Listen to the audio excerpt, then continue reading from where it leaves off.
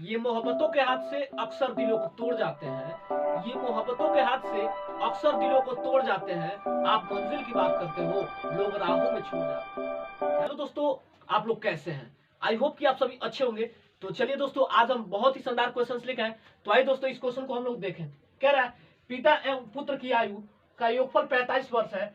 5 वर्ष पूर्व, यानी पिता की वर्ष जो है 5 वर्ष पूर्व। फिर कह रहा है, उनकी आयु वर्ष में, यानी वर्ष का गुणनफल 124 है। तो उनकी वर्तमान आयु ज्ञात कीजिए। यानी कह रहा है, पिता की वर्तमान आयु ज्ञात कीजिए। ठीक है, तो इसके लिए सिंपल फंडा है। देखिए, सबसे पहले क्या करेंगे, पिता एवं पुत्र की आयु, पिता एवं पुत्र की एग्जैक्ट आयु दिया नहीं है, तो यहां लिखेंगे हम माना पिता की वर्तमान आयु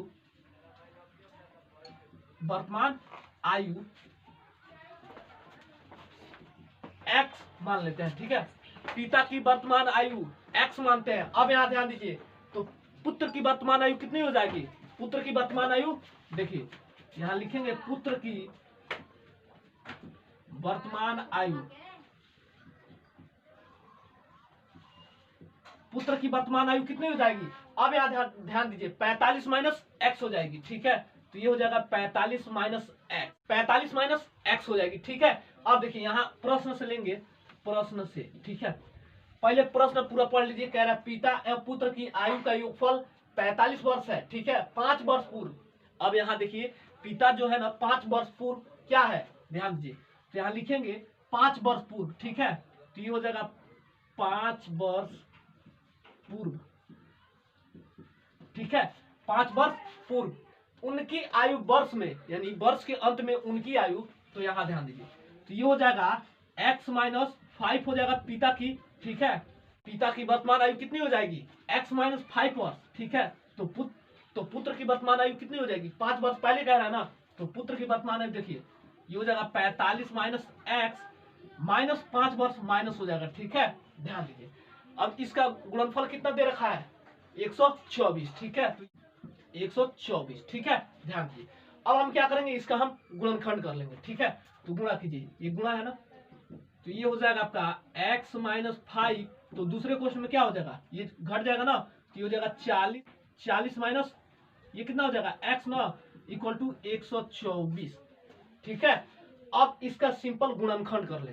देखिए, x का गुणा 40 में है, फिर x का गुणा x में, 5 का गुणा 40 में है, तो 5 का गुणा फिर गुणा कीजिए, ये हो जाएगा 40x। ठीक है, माइनस ये हो जाएगा एक्स स्क्वायर, 5 चौका 20 यानी 200 हो जाएगा। ठीक है, देखिए माइनस और माइनस मिलके प्लस, ये हो जाएगा 5x, ये डायरेक्ट हम उसको उधर भेजते हैं, तो ये हो जाएगा माइनस 124। ठीक है, ध्यान दीजिए। अब हम क्या करेंगे, देखिए अब माइनस एक्स स्क्वायर कॉमन लेते हैं। ठीक है, इसको बाहर निकालिए, तो माइनस एक्स स्क्वायर माइनस, अब यहां ध्यान दीजिए, ये देखिए ये जुड़ जाएगा ना, तो ये हो जाएगा 45x।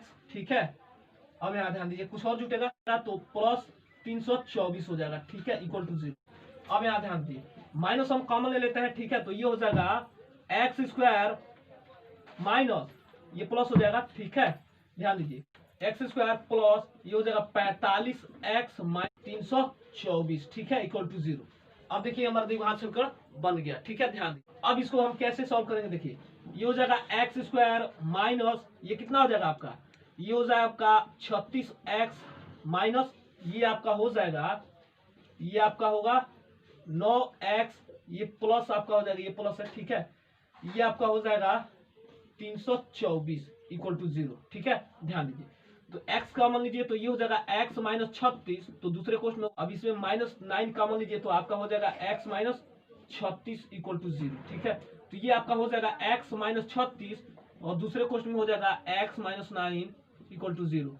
अब इसका क्या करेंगे, गुणनखंड कर देंगे, जिससे हमको पिता की वर्तमान आयु और पुत्र की वर्तमान आयु को पता चल जाएगा। ठीक है, ध्यान दीजिए, ये हो जाएगा x माइनस 36 इक्वल टू 0, तो ये हो जाएगा x इक्वल टू 36।